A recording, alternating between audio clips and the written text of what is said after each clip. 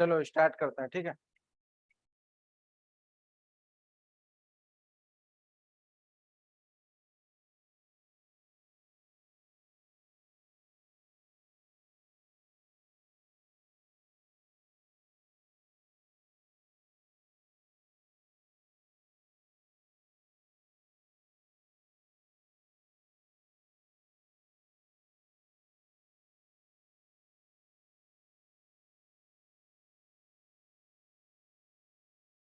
Final account का 6 number class है ना। फाइनल अकाउंट का 6 क्लास है, ठीक है।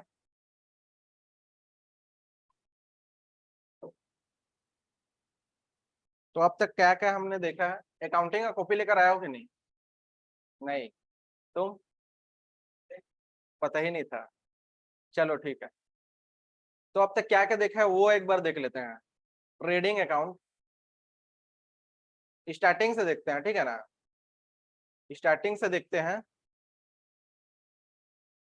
सबसे पहला आपका, मैंने बोला था फाइनल अकाउंट को और क्या बोलते हैं? Financial statement. फाइनल अकाउंट को और एक चीज बोला जाता है, क्या? Financial statement. इसमें 3 चीजें होती है, क्या क्या? Trading account, profit and loss account और बैलेंस शीट।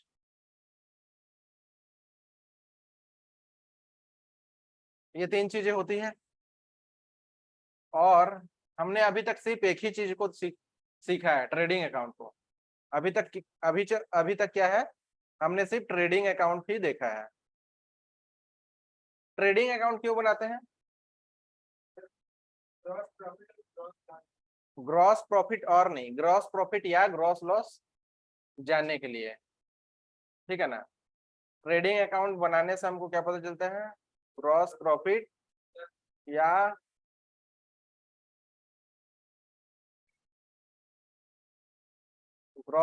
या ग्रॉस लॉस।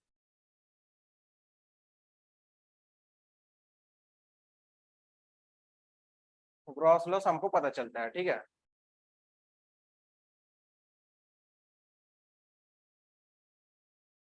ग्रॉस प्रॉफिट या ग्रॉस लॉस कैसे पता चलता है?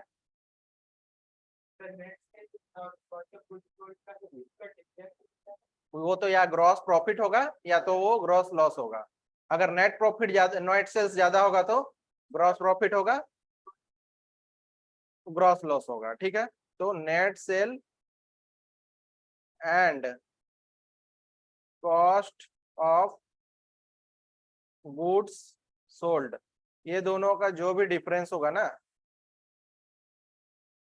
वो या तो ग्रॉस प्रॉफिट होगा या तो ग्रॉस लॉस होगा। अगर नेट सेल ज्यादा है तो ग्रॉस प्रॉफिट होगा, अगर कॉस्ट ऑफ गुड्स सोल्ड ज्यादा है तो ग्रॉस लॉस होगा। अच्छा, नेट सेल्स, नेट सेल्स निकालने का मैंने तुमको बताया था कि नेट सेल्स हम कैसे जानेंगे। नेट सेल्स मतलब क्या है? क्या है?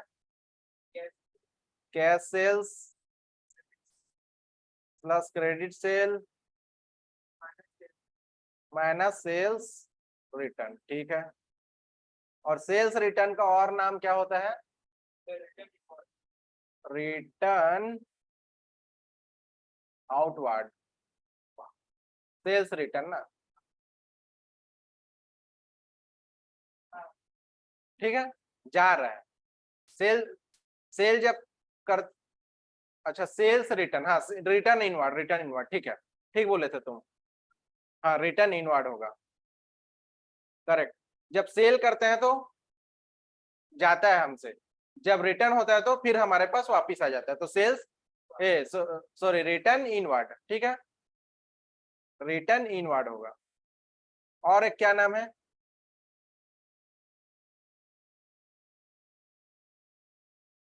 और एक है, ये भी बोलते हैं कभी कभी रिटर्न फ्रॉम कस्टमर, ठीक है। तो सेल्स रिटर्न को रिटर्न इनवर्ड या फिर रिटर्न फ्रॉम कस्टमर। जब सेल करते हैं तो सामान जाता है, और जब रिटर्न होता है तो सामान वापिस आ जाता है, तो रिटर्न इनवर्ड। ठीक है, चलो अब कॉस्ट ऑफ गुड्स सोल्ड, इसको निकालने के लिए, इसको जानने के लिए मैंने बताया था opening stock plus purchase, purchase नहीं नेट परचेज, क्या नेट परचेज।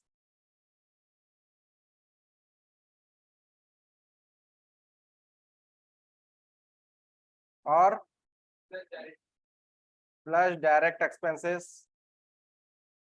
और माइनस क्लोजिंग स्टॉक, ये हो जाएगा कॉस्ट ऑफ गुड्स सोल्ड। और नेट परचेज निकालने के लिए मैंने आपको बताया था cash purchase plus credit purchase minus purchase return. और परचेज रिटर्न को और क्या बोलते हैं, रिटर्न आउटवर्ड या फिर रिटर्न टू सप्लायर।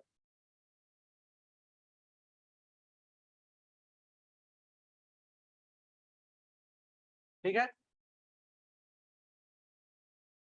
इतना चीज हमने देखा था, और कुछ क्वेश्चन भी हमने सॉल्व किए थे, जिसमें हमने सीखा था कि नेट सेल्स कैसे निकाला जाता है, कॉस्ट ऑफ गुड्स सोल्ड कैसे निकाला जाता है, नेट परचेस कैसे निकाला जाता है, फिर ग्रॉस प्रॉफिट या ग्रॉस लॉस कैसे निकाला जाता है, सारी चीजें हमने देखी थी।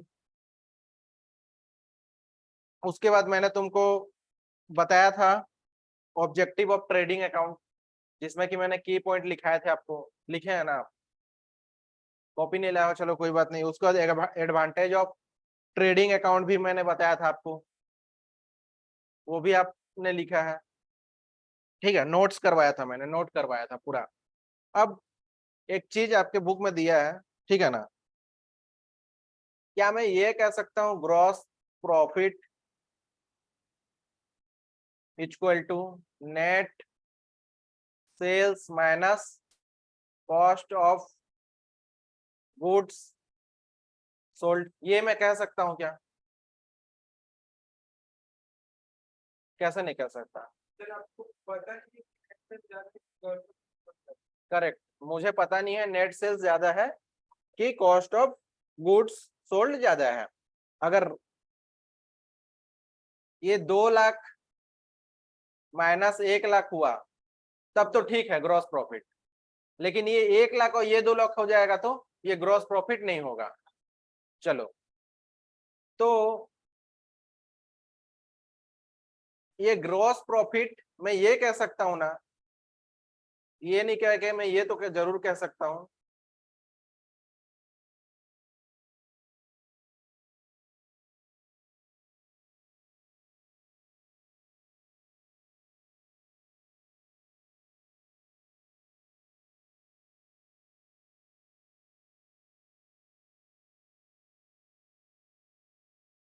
ये तो कह सकता हूं ना कि net cell minus cost of good sold क्या होगा, ग्रॉस प्रॉफिट होगा या तो ग्रॉस लॉस होगा। ये ठीक है, ये ठीक है कि नहीं? अब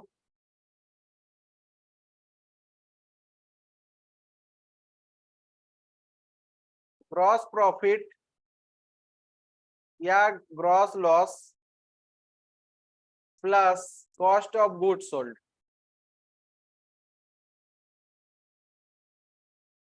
इक्वल टू क्या हो जाएगा, नेट सेल्स। नहीं समझे क्या, क्या समझे?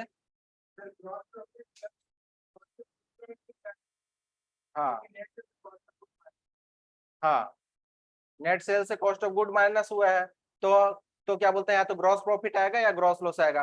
तो ये देखो ना, इक्वेशन है, ये इधर आ गया तो ये माइनस था, यहाँ पर इधर आया तो प्लस हो गया, और ये इधर चला गया नेट सेल्स। ये इक्वेशन है, समझे कि नहीं? ठीक है ना? समझ आया कि नहीं बात?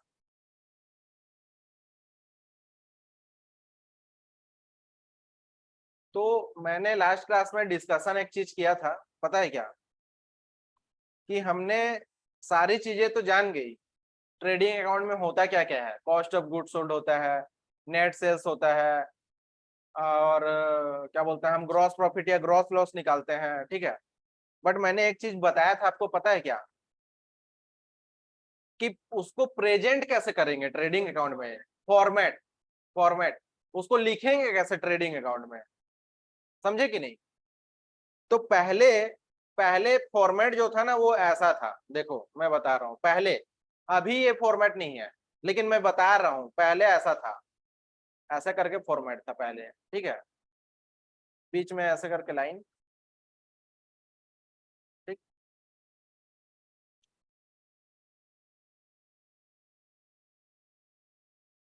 पहले ऐसा फॉर्मेट था।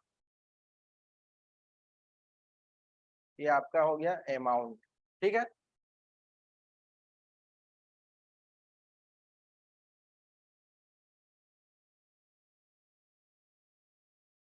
इसको बनाने का जरूरत नहीं है, ये अभी कोई काम का नहीं है, ठीक है ना।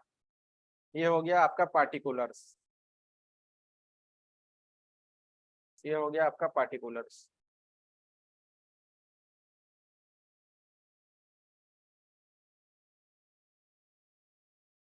पहले फॉर्मेट ऐसा था, देखो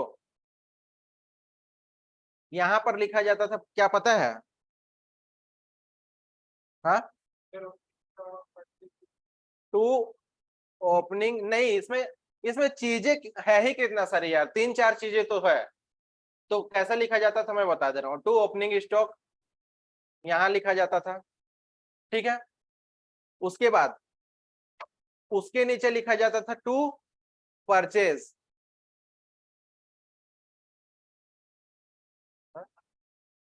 क्या चीज? हाँ, हाँ, तो यहाँ लिखा जाता था टू ओपनिंग स्टॉक, उसके नीचे टू परचेज, फिर टू डायरेक्ट एक्सपेंसेस, हाँ, टू डायरेक्ट एक्सपेंसेस, ठीक है। उसके बाद और क्या क्या आइटम बचा? बाय नेट सेल्स इधर लिखा जाता था, ठीक है ना, बाय क्लोजिंग स्टॉक, ठीक है। अगर नेट सेल्स ज्यादा होगा तो इधर आता था, क्या बोलते हैं, ग्रॉस प्रॉफिट,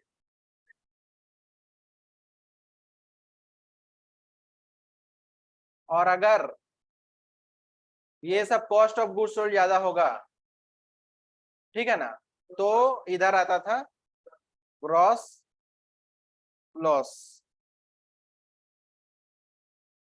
समझे कि नहीं?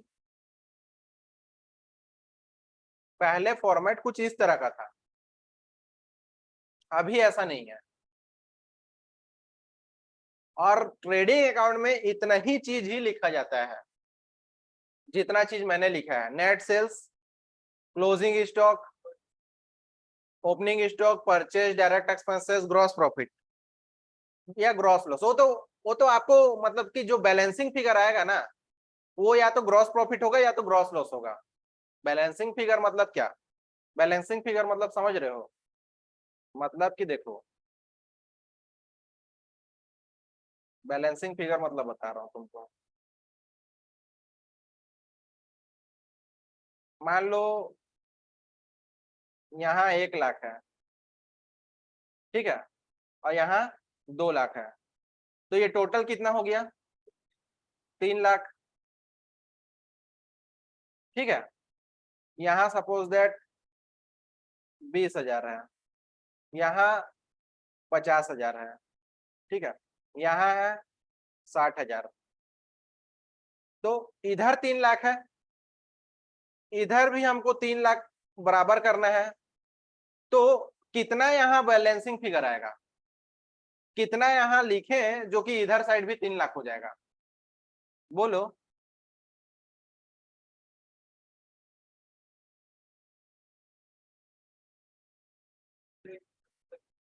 एक 1,70,000। 6, 7, 8, 9, 10, 11, 12, 13, 1,70,000 में अगर यहाँ लिखूं तो इधर भी 3 लाख बराबर हो जाएगा। तो ये जो आया ये क्या है, इसी को बोलते हैं बैलेंसिंग फिगर। मतलब हम इधर साइड को बैलेंस करने के लिए लिखे ना, बराबर करने के लिए लिखे कि इधर भी 3 लाख हमारा बराबर हो जाए बोल करके। तो ये 1,70,000 क्या है, ग्रॉस प्रॉफिट है। ठीक है, मान लो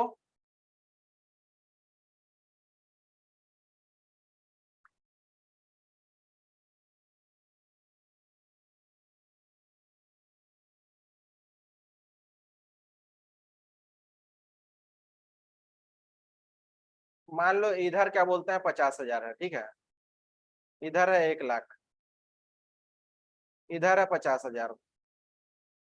ठीक है, और इधर मात्रा सेल हुआ है 50,000 और क्लोजिंग स्टॉक बचा है 50,000। तो अब बताओ ज्यादा किधर साइड है, कॉस्ट ऑफ गुड्स सोल्ड ज्यादा है, कितना है 2 लाख। तो मैं यहाँ लिख दूंगा 2 लाख और इधर भी लिख दूंगा 2 लाख यहाँ पर, और इसको मेरे को बराबर करना है। तो कितना लिखूंगा यहाँ तो बराबर होगा 1 लाख। 1 लाख लिखूंगा तो इधर भी बराबर हो गया ना 2 लाख। तो 1 लाख क्या है मेरा बैलेंसिंग फिगर, और वो बैलेंसिंग फिगर क्या है, ग्रॉस लॉस। अरे इस साइड आ गया ना, इस साइड आ गया बैलेंसिंग फिगर, मतलब इधर का बैलेंस, मतलब कि इस साइड ज्यादा हुआ बोल करके तो हम इधर को ये कर रहे हैं ना। तो ये क्या हो जाएगा, ग्रॉस लॉस।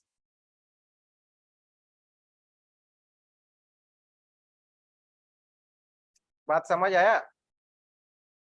हाँ, तो हम जो बैलेंस करने के लिए जो फिगर लिखते हैं ना उसको बैलेंस फिगर बोलते हैं, बैलेंसिंग फिगर बोलते हैं। ठीक है ना, और बैलेंसिंग फिगर हमेशा ग्रॉस लॉस या ग्रॉस प्रॉफिट होता है।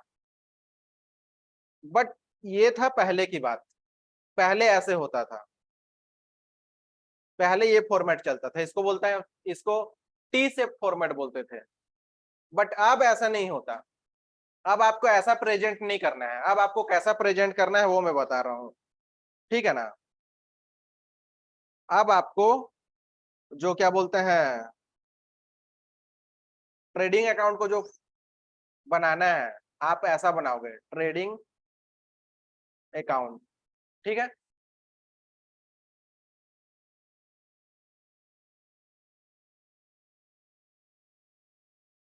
मैंने आपको बताया था क्या कि हम हमेशा फाइनल अकाउंट कब बनाते हैं, अकाउंटिंग पीरियड के एंड में, एंड लास्ट में नहीं, एंड हो जाने के बाद। ठीक है ना, मतलब उसको हम फाइनल करते हैं। ऐसा तो अकाउंट हम हर दिन करते हैं, अकाउंटिंग अब हर दिन करते हैं, लेकिन फाइनल करते हैं उसको, उसी के लिए इसका नाम है क्या, फाइनल अकाउंट। फाइनल अकाउंट में trading account, PL account and balance sheet होता है ना। तो हम अकाउंट जो साल भर जो किए हैं अकाउंटिंग या ट्रांजेक्शन, उसको हम क्या कर रहे हैं, ईयर एंड होने के बाद फाइनल कर रहे हैं, उसी के लिए इसका नाम है फाइनल अकाउंट। समझे कि नहीं। तो मान लो हम 1 साल का बना रहे हैं, हमेशा 1 साल का ही बनता है फाइनल अकाउंट, हमेशा ही एक अकाउंटिंग पीरियड का ही बनाया जाता है। ठीक है ना, आप चाहो तो 3 महीना का बनाओ, आप चाहो तो 6 महीना का बनाओ, आप चाहो तो 9 महीना का बनाओ, वो आपके ऊपर है।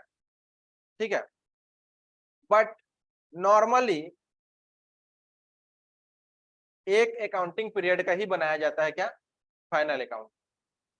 तो मान लो अभी हमारा कौन सा फाइनेंशियल ईयर चल रहा है,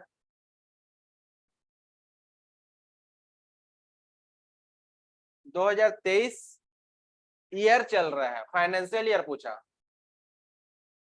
आपको मैं शायद फर्स्ट क्लास या सेकंड क्लास में बताया था कि फाइनेंशियल ईयर एक होता है और एक कैलेंडर ईयर होता है। उल्टा बोल रहे हो आप। कैलेंडर ईयर क्या होता है पहले ये बताओ। जनवरी से दिसंबर कैलेंडर ईयर होता है, ठीक है ना। तो फाइनेंशियल ईयर क्या होता है? 1 अप्रैल से 31 मार्च। तो अभी हम कौन सा फाइनेंशियल ईयर में है? 2023 कैसे बोल सकते हो? 23-24 बोलोगे ना। 24 फाइनेंशियल ईयर में है अभी। अभी हम जिस ईयर में है वो फाइनेंशियल ईयर है 23-24। समझे कि नहीं? अगर कैलेंडर ईयर में बात करेंगे तो तुम बोलोगे कि 23 में है, हम लोगों 2023 में है, क्योंकि कैलेंडर ईयर जो है ना वो 1 जनवरी को स्टार्ट होता है और 31 दिसंबर को खत्म हो जाता है। लेकिन फाइनेंशियल ईयर जो होता है कि 1 अप्रैल को स्टार्ट होता है और 31 मार्च को खत्म होता है। तो 31 मार्च लगते लगते क्या होगा? 2024 होगा कि नहीं? तो 2023 तुम कैसे बोल सकते हो? 2023 तुम सिर्फ बोलोगे तो गलत होगा कि नहीं? क्योंकि 31 मार्च तो 2024 में चला जा रहा है ना। तो उसी के लिए अगर तुमको कोई पूछेगा कि हम कौन सा फाइनेंशियल ईयर में अभी हैं, तो तुम क्या बोलोगे? 2023-24। क्योंकि 1 अप्रैल से फाइनेंशियल ईयर हमारा स्टार्ट हो गया है और खत्म कब होगा? 31 मार्च कब? 2024 में खत्म होगा। तो जब 31 मार्च 2024 खत्म होगा ना, तो तुम ये जो 23-24 का जो अभी तुम जिसमें खड़े हो, जिसमें तुम बैठे हो, उस 23-24 का तुम फाइनल अकाउंट बनाओगे। तब जब 31 मार्च 2024 खत्म होगा तो। बोलो क्लियर है कि नहीं? और अभी हम कौन सा फाइनेंशियल ईयर का फाइनल अकाउंट बना सकते हैं? 2022 2023 का बना सकते हैं। क्यों? क्योंकि वो फाइनेंशियल ईयर हमारा खत्म हो चुका है। भाई जाहिर सी बात है, अगर फाइनेंशियल ईयर खत्म नहीं हुआ रहेगा तो उसका अकाउंट को हम फाइनल कैसे करेंगे? समझे कि नहीं? उसको फाइनल करने के लिए खत्म होना तो जरूरी है ना उसका। समझे कि नहीं? तुमको मैं पूछूंगा तुमने खाना खाया, तो तुम बोलोगे नहीं खाया है। तो मैं बोलूंगा कितना खाया, सही है क्या? तुम जब ये बोलोगे कि हाँ मैंने खाना खा लिया, तब ना मैं तुमको पूछ सकता हूँ कि हाँ भाई कितना खाना खाया। और तुम जब बोल रहे हो कि मैंने खाना ही नहीं खाया, तो मैं कैसे पूछ सकता हूँ कि तुमने कितना खाना खाया? तो वही वाला बात है। जब तक ईयर खत्म नहीं होगा तो हम उसका फाइनल कैसे करेंगे अकाउंट को? तो मान लो अब हम 22-23 का बना रहे हैं क्या फाइनल अकाउंट, तो हम यहाँ लिखेंगे फॉर द ईयर एंडेड 2022 2023 ऐसा लिख सकते हैं, या फिर ये लिखना सही नहीं रहता, फॉर द ईयर एंडेड क्या लिखेंगे? 2023। 2023 मतलब कि इससे जो सामने वाला देखेगा वो समझ जाएगा कि ये जो फाइनल अकाउंट है ये 22-23 का है। मतलब 22 से स्टार्ट हुआ है, 23 में खत्म हुआ है, उसी का ये फाइनल अकाउंट, ये ट्रेडिंग अकाउंट है। ठीक है। तो अब जो फॉर्मेट है वो कुछ इस तरह का हो गया है। ठीक है।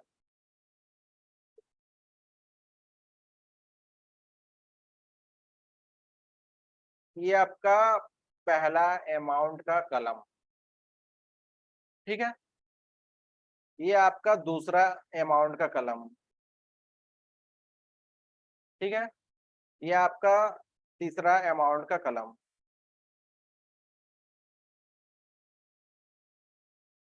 ठीक है। और ये हो गया आपका पार्टिकुलर्स।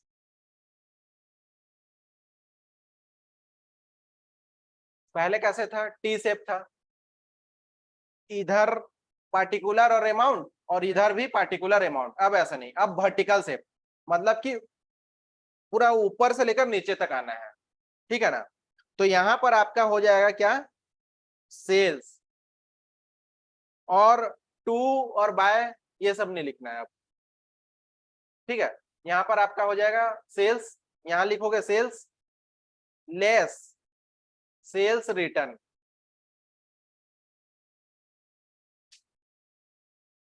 ठीक है। मान लो 1 लाख है और सेल्स रिटर्न कितना है? 10,000 है। तो कितना हो गया आपका? 90,000। ये क्या हो गया आपका? Net cell. नेट सेल हुआ ना, ये आपका नेट सेल हुआ। अब सेल्स के बाद अब क्या हमको देखना है, देखो मैंने बोला था स्टार्टिंग में कि ट्रेडिंग अकाउंट में हमको दो चीज को देखना है, नेट सेल्स और कॉस्ट ऑफ गुड्स सोल्ड। तो अब हम क्या करेंगे, कॉस्ट ऑफ गुड्स सोल्ड को देखेंगे। तो कॉस्ट ऑफ गुड्स सोल्ड के लिए हमको सबसे पहले क्या देखना पड़ता है, ओपनिंग स्टॉक। तो हम यहां लिखेंगे क्या, ओपनिंग स्टॉक, ठीक है ना।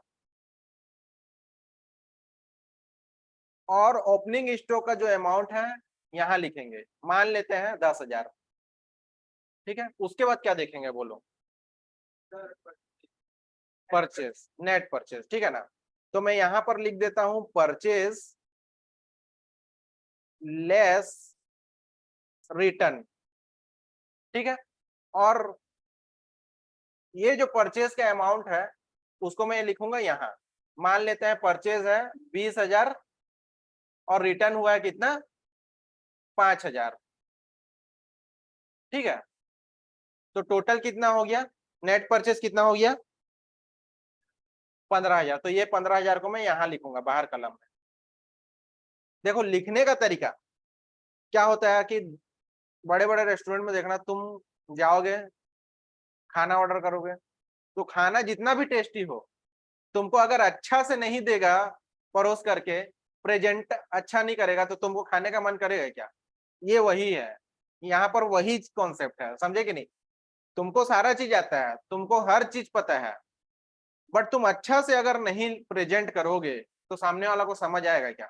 तो तुमको प्रेजेंट करना आना चाहिए, ठीक है ना। चलो, ओपनिंग स्टॉक, परचेज, और उसके बाद फिर क्या देखते हैं, डायरेक्ट एक्सपेंसेस। डायरेक्ट एक्सपेंसेस मान लेता हूं मैं, डायरेक्ट एक्सपेंसेस कितना है, 10,000 है, ठीक है, बराबर। अब इसमें से क्या माइनस होता है, लेस क्लोजिंग स्टॉक।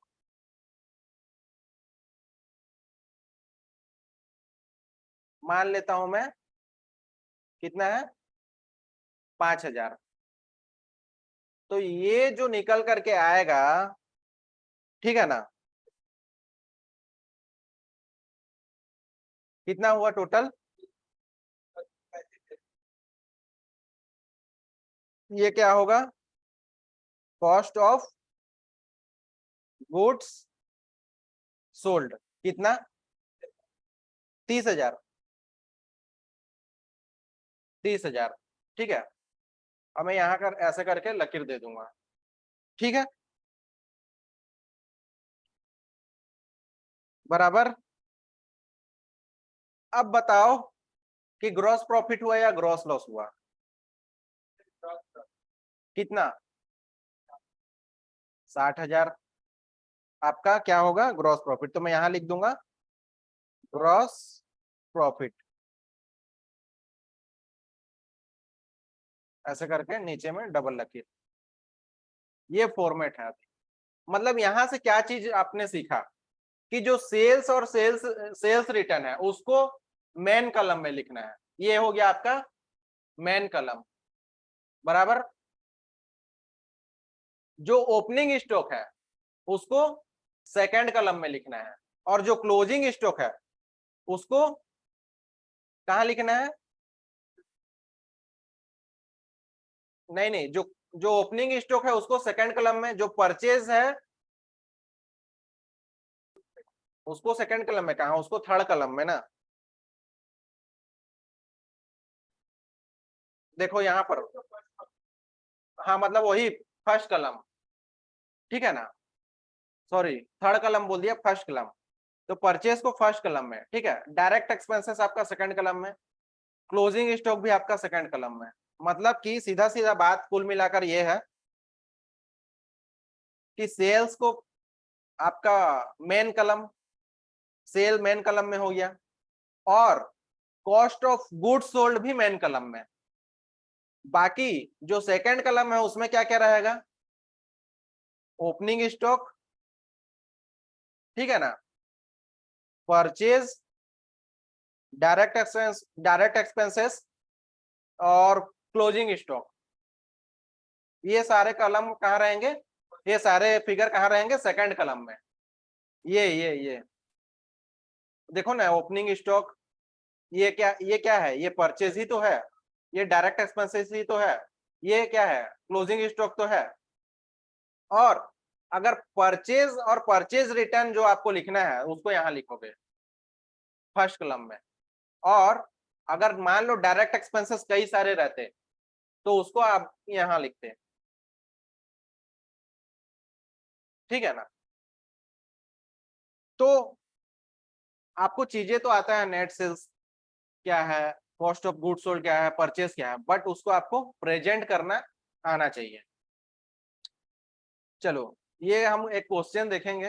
अब क्वेश्चन में कैसे क्या बोलते हैं, ट्रेडिंग अकाउंट बनाना है वो हम देखेंगे, ठीक है।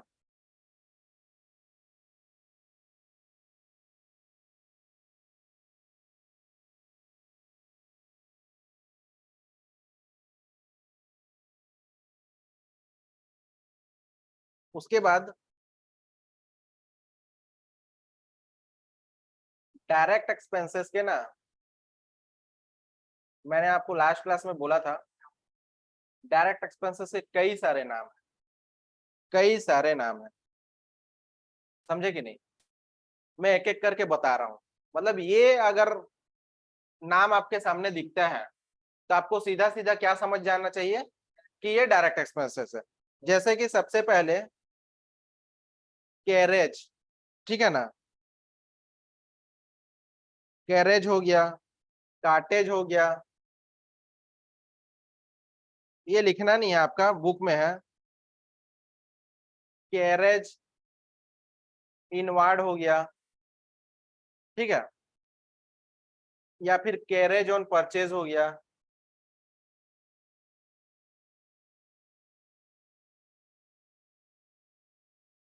ये आपका क्या है, डायरेक्ट एक्सपेंसेस है। कैरेज हो गया, कार्टेज लिखा हुआ रहेगा, कैरेज इनवार्ड लिखा हुआ रहेगा, कैरेज ऑन परचेज लिखा हुआ रहेगा, ये डायरेक्ट एक्सपेंसेस है। मतलब ये एक्चुअली में है क्या पता है आपको,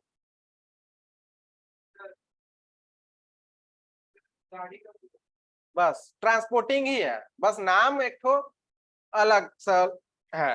एक्चुअली में देखोगे तो ट्रांसपोर्टिंग है। जब तुम सामान जब मंगाओगे, ठीक है ना, तो आपको भाड़ा देना पड़ता है, ठीक है ना। सामान को मंगाने का कितना रास्ता है,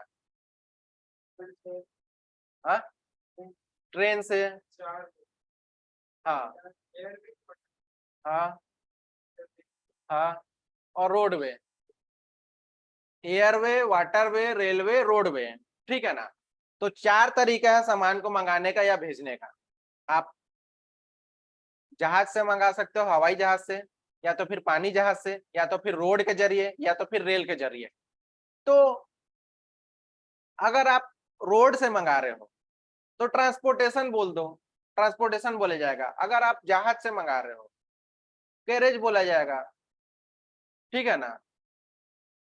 तो कुल मिलाकर बात इसका मतलब ट्रांसपोर्टेशन ही बोल सकते हो इसको। समझ आया कि नहीं। उसके बाद वेजेस या प्रोडक्टिव वेजेस, वेजेस या प्रोडक्टिव वेजेस, या फिर वेजेस एंड सैलरीज,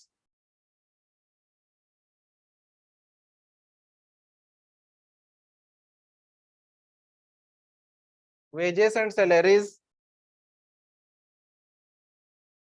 या फिर मैन्युफैक्चरिंग वेजेस,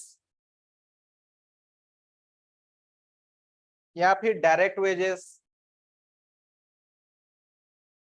या फिर फैक्ट्री वेजेस, ये सभी क्या है, ये सभी क्या है, direct expenses. Wages, productive wages, wages and salaries, manufacturing wages, direct wages, factory wages. देखो भाई, मान लो मैंने डायरेक्ट एक्सपेंसेस का एक लाइन बताया था, याद करो क्या बताया था, कि सामान को खरीदने के लिए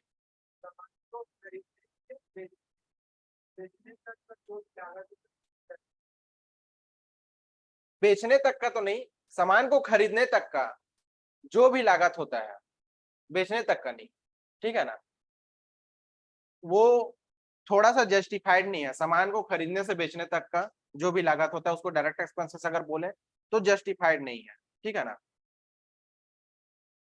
बट सामान को खरीदने तक का जो भी लागत है वो क्या है, डायरेक्ट एक्सपेंसेस है। और एक चीज ध्यान देना कि अगर वो खर्च तुम नहीं करते हो तो तुम सामान को खरीद नहीं सकते। तो अब मुझे एक बात बताओ कि तुमने सामान खरीदा, तुमने उसका भाड़ा दिया, तुमने उसको मंगाया, तुम्हारे गोडाउन के सामने आकर के सामान आ चुका है।